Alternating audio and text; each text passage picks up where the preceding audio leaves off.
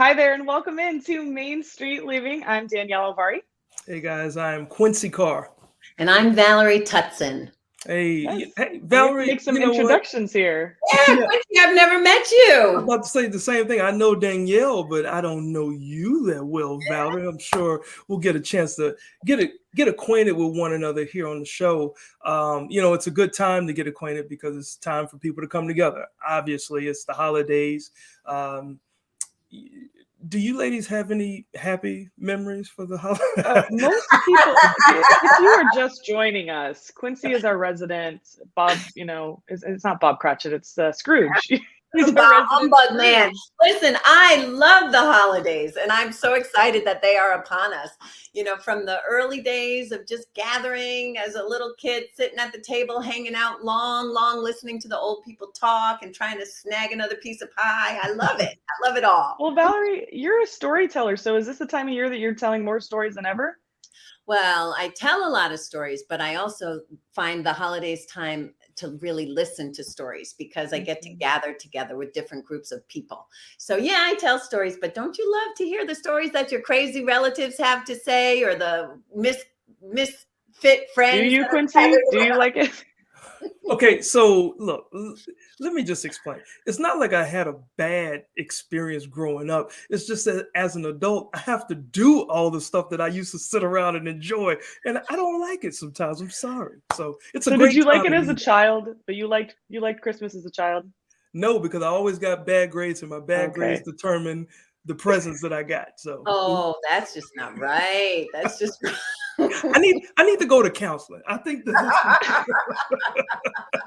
yeah. So There's no better you time than the holidays to start counseling. right, very right. So you, Danielle, I mean, with all the places you visited and you got family Oh, there's everywhere. not enough counseling in the world. No, I'm really excited. I love to I love to bake, and this is obviously a big baking time of the year. So I'm excited to make some pies and have some people who can eat them. Because if you just bake a pie and you live alone, it's like a whole thing. Who's going to eat this? You end up eating the whole thing. So it's going to be nice to have people around.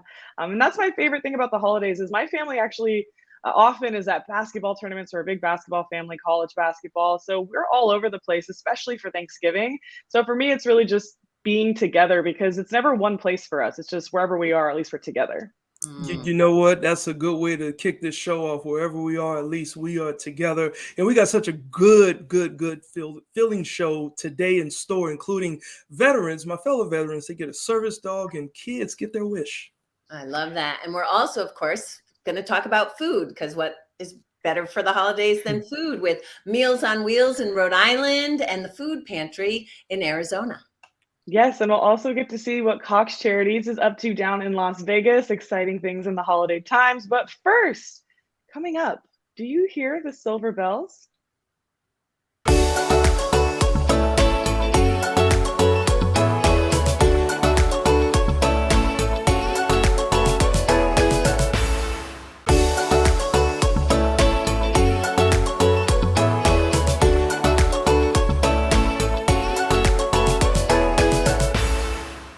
Welcome back. The holidays are officially here, and that means that very soon we will start to hear those silver bells and see the red kettles collecting spare cash for our neighbors in need. That's right. We've all seen those delightful bell ringers, a very familiar scene during the holidays. But how much do you actually know about the Salvation Army and what they do all year long? We're happy to have with us today Captain Yohani Ortiz of the Salvation Army Tucson Amphi Corps Community Center in Tucson, Arizona. Thanks so much for joining us, Captain. Yeah, thank you so much for having me. So, how did you get involved? What can you tell us about your background that got you into the Salvation Army? Ooh, it's a long story, but I was born actually in Honduras, Central America, and I moved to the United States with my mother at the age of 7. And little did I know I was going straight to the Salvation Army, where my grandmother was actually heavily involved. She was the Women's Ministry Secretary, Community Care Ministry Secretary, and she even lived with the officers at that time. So my grandmother was extremely involved, and that was the first place that we went to. Little did we know how much our lives were going to change just stepping into Salvation Army. So it goes way back to my mother and I being in need at that time, and how we received services and how the officers and the volunteers and everybody just welcomed us. And so that was basically my roots, starting off as a young child. Wow, wow. So, Captain Yohani, when did you decide to become an officer? Because it sounds like the Salvation Army had a profound effect on you growing up. Absolutely. Honestly, I wanted to be a doctor. I wanted to be Oh, a wow. dermatologist because I wanted to heal people. I wanted to heal myself. But God had a sense of humor. And you know what? It's through the experiences that I had in the Salvation Army, helping other children. My first job was at the Salvation Army as a program aide. And I remember vividly this moment where a donor came and gave us Walmart gift cards to take our kids to shop for Christmas. And I asked, hey, let's make a shopping list. What do you want? And there was this particular child that said, I just want a blanket and cereal. Yeah. Honestly, I thought he was joking. And then we went to Walmart and I shopped with him. And he literally went straight for the cereal, the family pack of chocolate cereal, and he got a blanket. And it was at that moment that I thought, wow, I think I want to do this. I Yeah. really want to help people because I remember being that child. And long story short, then my father passed away when I was a kid, and he left me a letter just giving me life instructions. I read it every birthday. It was part of my tradition. And I never really understood the meaning behind the letter until I was in college writing an English assignment. And in the letter, fourth paragraph down said, to help the poor with, just like Jesus Christ did, with intelligence and commitment and love and sacrifice and with all, and above all, honesty. And I thought, okay, I want to do this. I want to do this for a living. I want to help other people. And so it's been building up. It's little, acts of kindness that I've seen or different experiences that I've had through the Salvation Army where I'm like, I want to do this. I want to be the hope at the end of the tunnel. So this is what I get to do for a living now. This is my life every day. Nice. And you are uniquely suited to do it, like you said. I mean, generations of you now helping out, from your grandmother to your mother, which, by the way, the pictures we have with your mother, you look just like her. You guys are just cut from the same cloth. So beautiful. And we understand, though, of course, that you recently had an opportunity to help disaster survivors. What can you tell us about that? Yes, so I recently came back from Puerto Rico. I got to help with Hurricane Fiona. And again, another life-changing experience where I got to go for 2 weeks to be deployed. And honestly, I've never really done emergency disasters as much as others. And so it was a unique experience for me. And I went 2 solid weeks of what I call organic ministry, of organic opportunities of helping the community. So we got to distribute food, meals, water, hygiene, cleaning kits, gift cards, $100 gift cards to the families. We got to provide emotional and spiritual care, case management, referrals. And it was a very unique opportunity of going home to home in some of the remote areas where there were homebound families that couldn't leave based on either the structure, just the disasters around them, or they were homebound. And so we got to do that. We got to pray with people and just listen to their stories. And honestly, Puerto Rican people, they have so much joy. And I think that that's what was very impactful, is that despite of their disasters, despite of the circumstances, they had so much joy in them that they were going to be okay. They were very determined to say, we're going to move forward. We're not going to let this bring us down. And it was a beautiful experience. I think I learned more than, I was able to give to them. So it was an amazing opportunity for me. Yeah, I can imagine. I mean, you're talking about your interactions with the Puerto Rican people out there, but at some point you had to leave. So what were you feeling when it came time to leave Puerto Rico? Honestly, I was really sad. Usually at the end of some travel, I'm ready to go home. But this time I called my husband and I said, I don't want to go home. I want to stay. So it was a very bittersweet moment for me because, again, I've spent 2 weeks plugged into the neighborhoods, plugged into the community, being able to bring hope and encouragement to the people around me. And it felt good. It felt like I have a purpose, Yeah. And so coming back was tough. In fact, I'm ready to go back.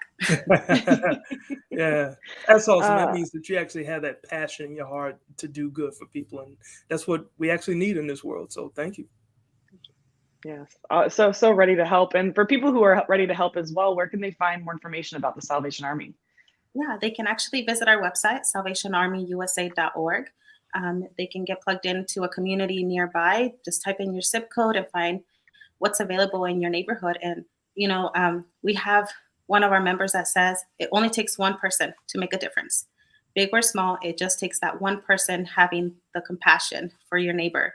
And that's what we need. We need an army of people who love, an army who's ready to help others, especially this time of the year, right? There's so much need. And so we really rely on everyone to come around us and help us make this Christmas an amazing one. There you go. There you go. Love it. Love it. Thank you so much for the help that you're providing as well. Thank you. Appreciate it. There you go. Well, salute to you, Captain Ortiz. Danielle, why not keep this good train of doing good going, right? Up next, we're going to be finding out about delivering meals and so much more. You guys stay right there.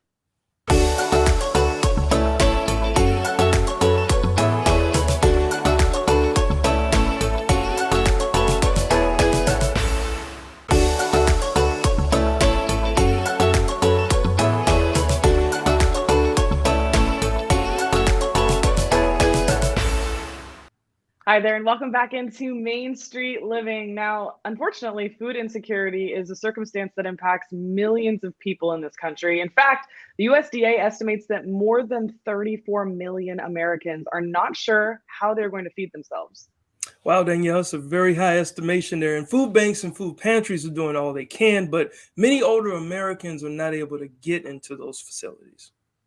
Fortunately, that's where Meals on Wheels comes in, delivering a friendly face and nutritious meals to seniors in need. Let's take a look. Meals on Wheels of Rhode Island, we're best known for our home-delivered meal program that serves approximately 2,300 older adults each year statewide. Our mission is to meet the nutritional and special needs of older adults to help them maintain their independence. So we're much more than a meal. We're a life-saving safety check and an opportunity for socialization. Meals on Wheels of Rhode Island was started in 1969 by our founder, Joe Brown.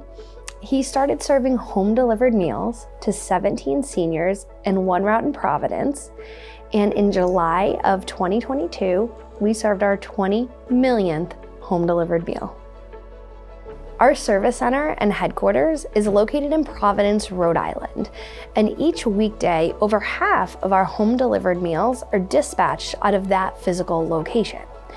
We also have countless partnerships around the state that serve as distribution sites for our home-delivered meals program. So volunteers typically go to either our Providence location, as I mentioned, that's our volunteer center, it's our headquarters, it's also where we do training and different in-service programs, or they go to a partner site located in the community statewide to get their meals, their delivery sheets, and any other information they'll need for their route that day. Meals on Wheels of Rhode Island relies on a third-party caterer called Trio Community Meals. But Trio, as a company, serves Meals on Wheels programs throughout the country. Trio has been an incredible partner in our work, and really their partnership was key to our delivery without disruption during COVID-19. And just a few weeks ago, we launched our first medically tailored menu, which is a menu that's tailored to support individuals managing cardiac disease. Our 2025 strategic plan really thought long and hard about what our next 20 million meals would look like. Laid out in this plan is a goal that focuses on innovating and scaling our more than a meal model and thinking about other interventions that we could perform as an organization to address social determinants of health and advance health equity. Our second goal positions our home delivered meal program for sustainability and growth. And then our supporting goals really think about the capacity we'll need for our next 20 million meals and how we can continue to grow and change as an organization. You can sign up to volunteer. We need volunteers statewide to deliver meals in their community, or you can make a donation to support our important work. Please visit our website at rameals.org for more information about how you can help us continue to put our mission into action.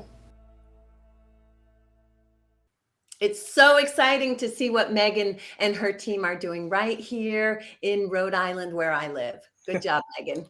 Absolutely. And I love that they said it's not just a meal, it's about the socialization, because that part's so important as well. Absolutely.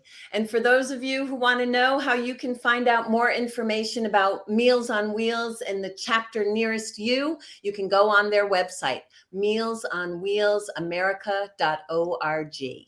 There you go. And coming up next, what is the power of a wish? Well, we're going to find out. So stick around. We'll be right back after the break.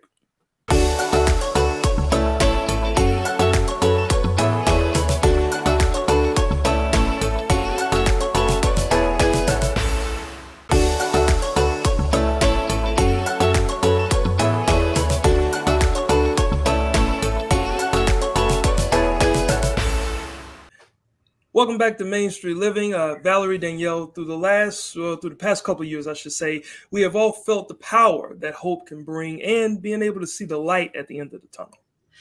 Which is exactly the principle that the Make-A-Wish Foundation has been operating on since its founding in 1980.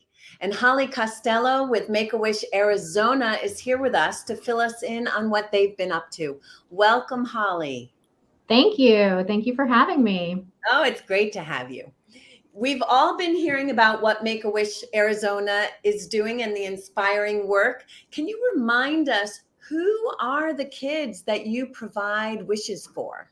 Absolutely. So Make-A-Wish Arizona is the founding chapter. It actually all started here in Arizona of the Make-A-Wish organization.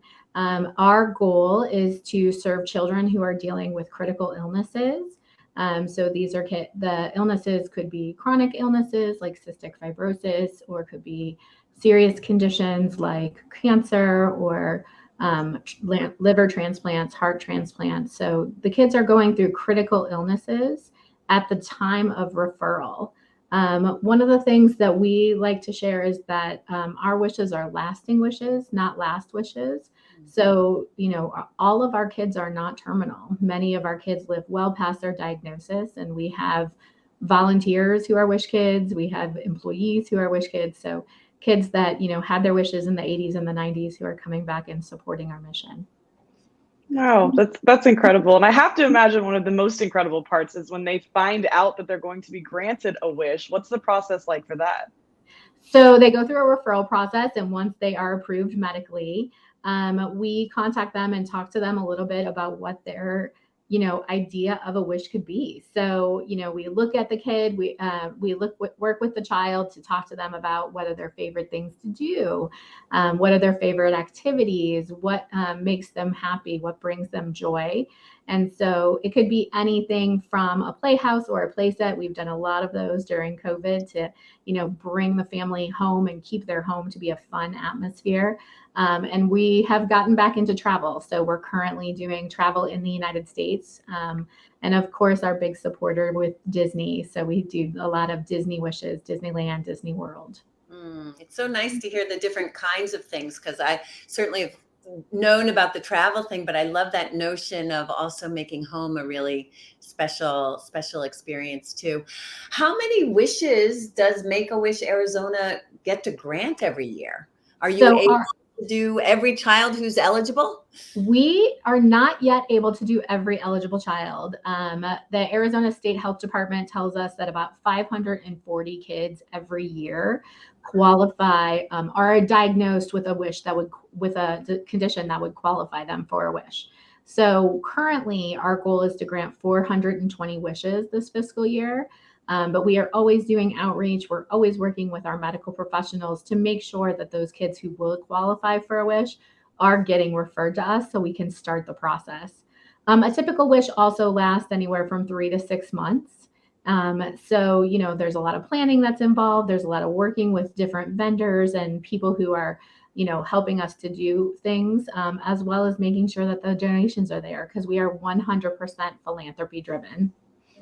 Yeah, and I imagine what can be limiting is how much each thing's cost. So there's a variety of different wishes, I'm sure, and a variety of costs. What kind of wishes are you having to grant, and is there an average cost for a wish?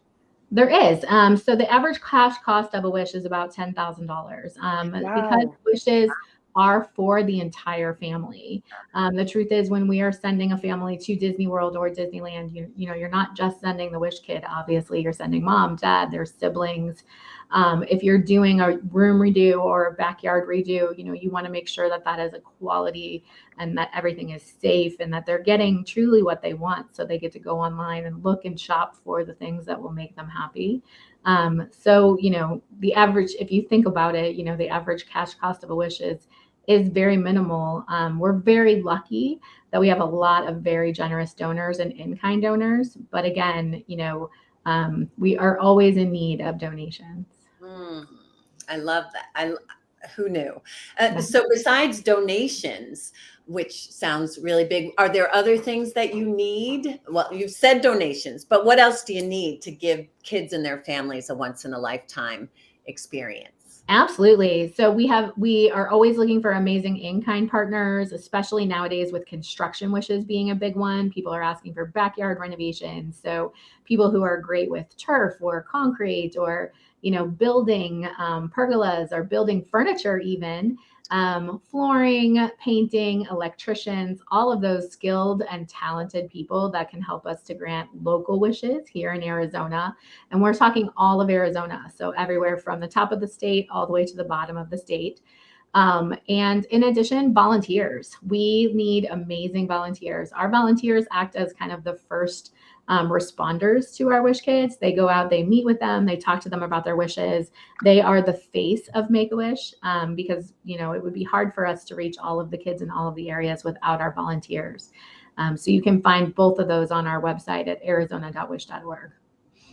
So it sounds like everybody can get involved with this, obviously. And I know that you have an extra incentive that's starting on November 29th. What's going on? We do. We were very lucky. We have an amazing donor who is allowing us to use their gift as a match. So every dollar that's donated from November 29th, on November 29th, which is Giving Tuesday, will be matched up to $25,000. So we're hoping that we can, you know, raise the full $50,000, and that means we'll grant an extra 5 wishes this year, thanks to donations in just one day. Wow, that's fantastic. So we definitely want to make sure that our viewers can get in touch and help. So how can they do that? So you can go to arizona.wish.org/Cox to find out more about the match itself and, you know, make your donation online. Holly, thank you so much for bringing some cheer to our show today. And we hope that you get that match for your donation. Well, thank you so much for allowing us to share, you know, the greatness of our organization with you guys and your viewers. All right. Thanks so much, Holly. And I want to keep the good feelings going. I feel the joy of the season. So next, let's check out what Cox Charities is doing in Las Vegas.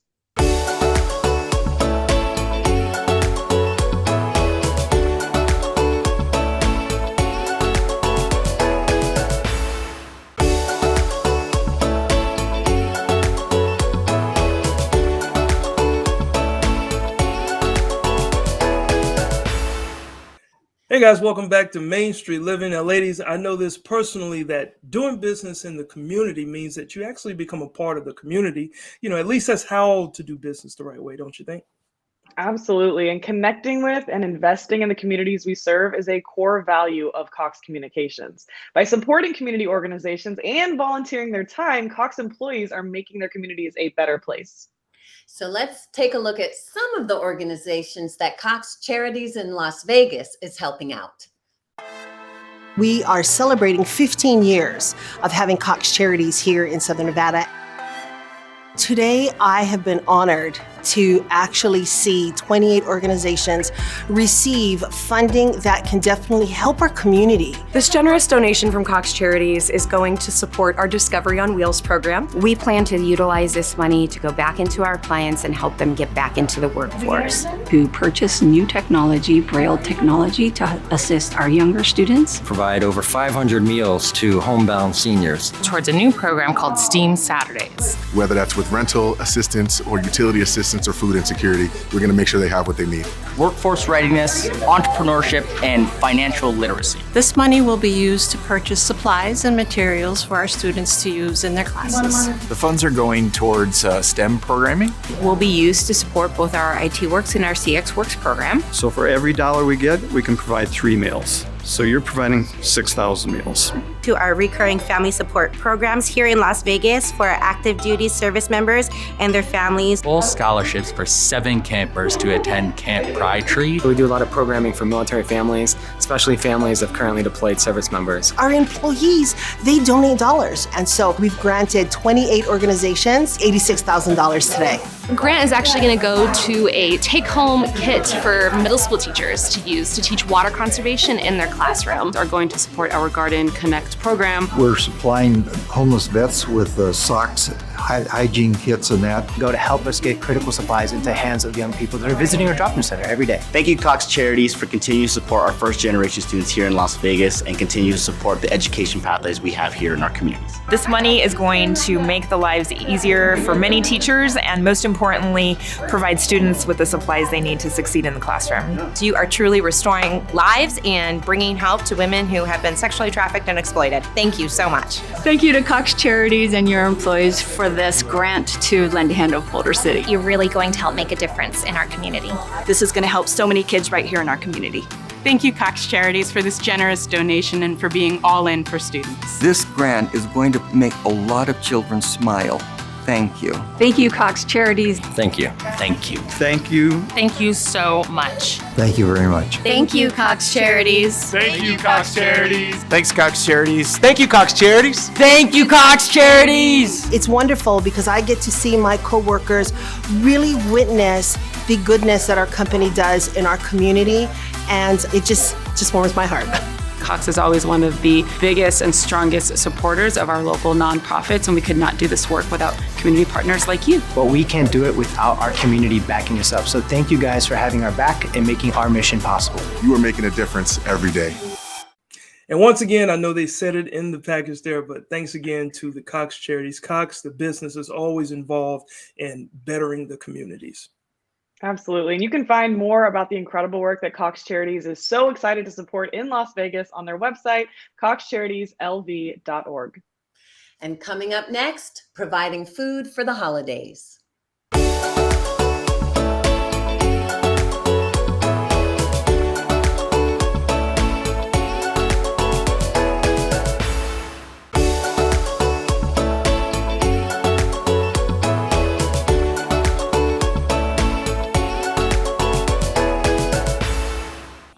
Welcome back into Main Street Living. Now, of course, the past couple of years have been some of the busiest ever for food banks across the country because between the pandemic, inflation, and just the overall high cost of living, many of our neighbors have found themselves in need of a little extra help.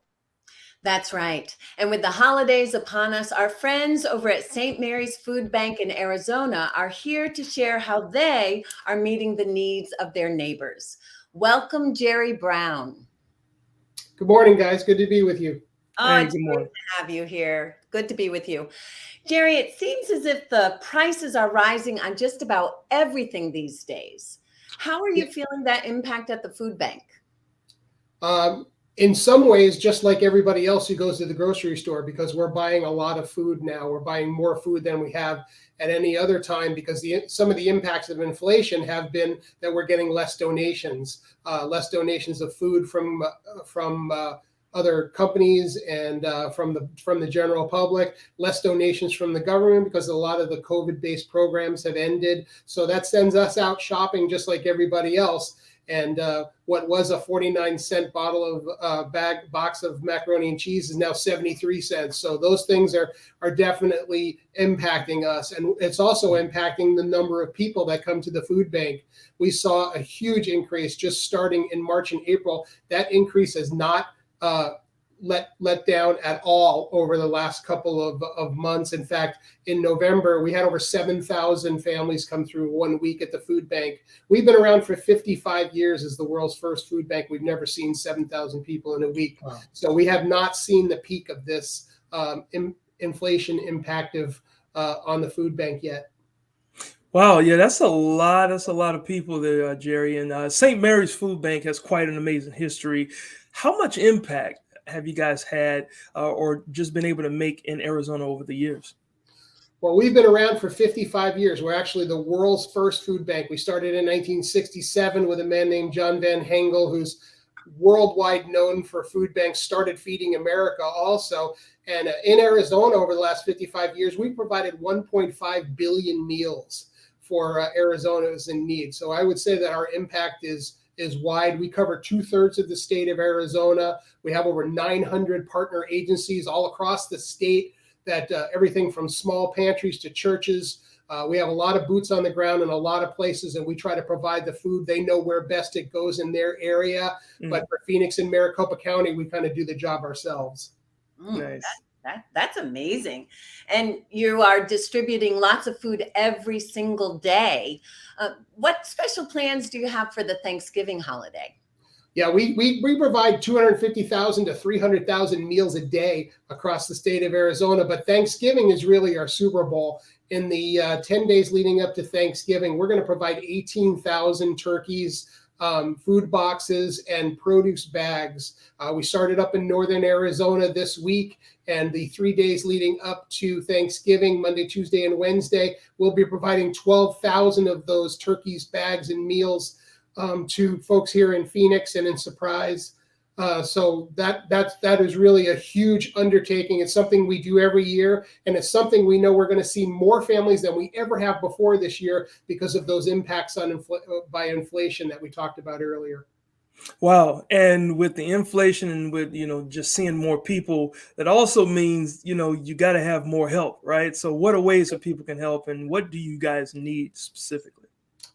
Cash donations are always great. If you go to stmarysfoodbank.org, a $20 donation will put a turkey on the table for families. We're doing all kinds of turkey drives this week. In fact, this Saturday coming up is our Super Saturday turkey drive. We're going to be at Albertsons and Safeway stores across the valley collecting turkeys. But if anybody wants to bring a turkey to the food bank, that's always fantastic. We have locations in Phoenix and in Surprise. Just go to our website. You can find that out. But maybe the easiest way for folks is to just go on the website, make a safe donation. And like I said, every $20 will put a turkey on the table. Every dollar that's donated makes multiple meals, 5, 6, 7 meals for people in need. So there's an easy way. That's the easiest way to do it.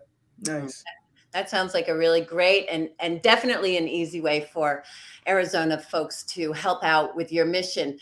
Tell us a little bit about the Arizona tax credit. That's a really cool way for people to help out. Very rarely do you get an opportunity to have a say in where your tax money is going to go. And up until about 5 or 6 years ago, the Arizona legislature passed the Arizona tax credit, which allowed folks to, as an individual, up to $400, and for a couple or family, up to $800. You can decide where that tax money that you're paying to in Arizona state taxes goes. And you can go to St. Mary's Food Bank. There are a number of other charities that are also very deserving, but we hope that you do that for St. Mary's Food Bank, and you get that money back on your taxes. So it's really it's of no cost to anybody, but it allows you to decide where that money is going to go. And as we said, $800, when you talk about 6 or 7 meals per dollar, you're talking about 5,000 to 6,000 meals that you can put on the plates of families that need it with your tax money that you were going to pay anyway. That is awesome. That is awesome. I mean, you're talking about tax implications. You're talking about just doing good. And that's what this nation and that's what this world just needs more of, people like you guys. How can the viewers get involved and get more information from you guys? If you need help or if you can help, the best way to do it is to go to stmarysfoodbank.org. You can give us a call at 602-242-FOOD if you want to do that as well. But we're looking for people that can help us to build emergency food boxes, to hand out food. If you'd like to make a donation of cash food, that's fantastic too. But if you need help, go to stmarysfoodbank.org and you'll be able to find the closest food pantry, the closest agency partner in your area to help your family get by with a little extra food. That's awesome, Jerry. Thank you. Yes. Thank you so much, Jerry Brown. Next, we're going to check in with Barney the service dog. So stay with us.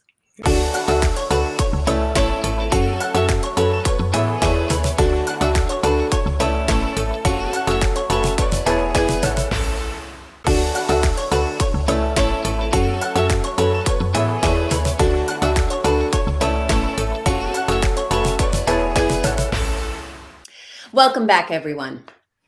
We all know that veterans have sacrificed so much for our country, and it's hard to express in words how important their service is to the freedoms that we enjoy every day. Right. And it's also hard for most of us to understand the challenges that many veterans face after returning home from deployment. That's right, Danielle and Valerie. The Shelter to Soldier organization is focused on making life better for my fellow veterans, while also giving shelter dogs a purpose. Let's check in to see what Barney, the service dog, is up to.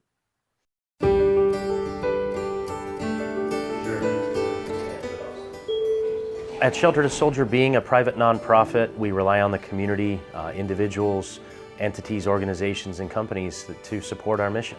Thankfully, we have sponsors like the Barnes firm that get behind us. My late brother, Steve Barnes, first had our firm get involved in the sponsorship program. Steve was a Marine combat veteran. My dad was a World War II combat veteran. So we come from a family where we understand the difficulties that many of our veterans face when they come back into civilian life. And this program just seemed like the perfect fit. They've actually sponsored 3 dogs, one of them being our pal Barney, rescued out of a shelter, believe it or not. And he was named after the late Steve Barnes, which brings a lot of personal meaning to the team at the Barnes firm. Today we're catching up with Barney. First session I typically pull him and we're doing what we call 2-ball. Go boys, ready? We're working on getting some energy out. Throw. And he just gets to run around and play ball. Come on, throw. He loves to play ball. Good boys, done. Throw. Thank you, sit. Good.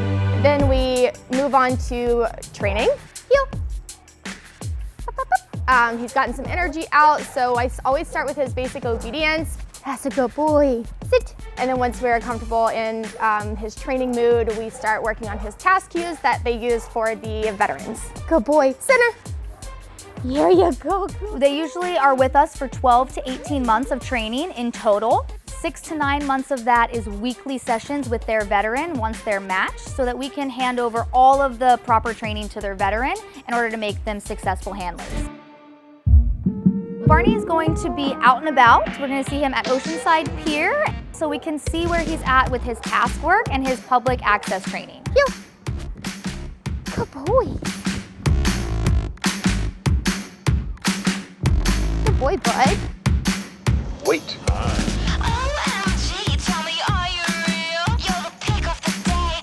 He is now in our matching phase of our program. He is meeting eligible veterans in what we call speed dating.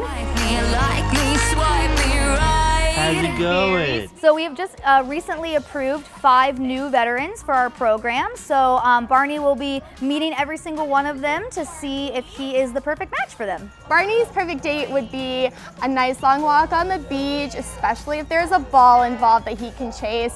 And then he would like to end the night with a nice dinner with his veteran. We got to find the right person for the right dog. Wow, ladies, I really hope Barney finds a great owner. He's such a beautiful looking dog. He really is, and just really grateful for this project and to help veterans. It's awesome. Yeah. Right. And the Barnes firm is a proud supporter of Shelter to Soldier and their efforts to pair post 9/11 combat veterans with trained rescue dogs to help them both move forward. If you've been involved in a car crash and need help, call the attorneys at the Barnes firm at 1-800-8-MILLION. All right, guys, straight ahead. Still more on Main Street Living. Stay right there.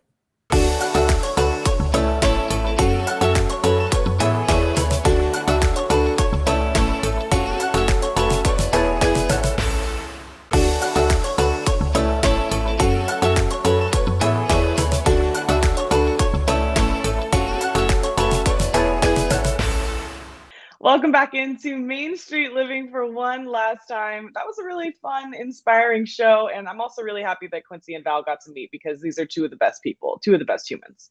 Well, you know what? Thank you so much, Danielle. Never heard you call me the best human, but I'll take one it. Of.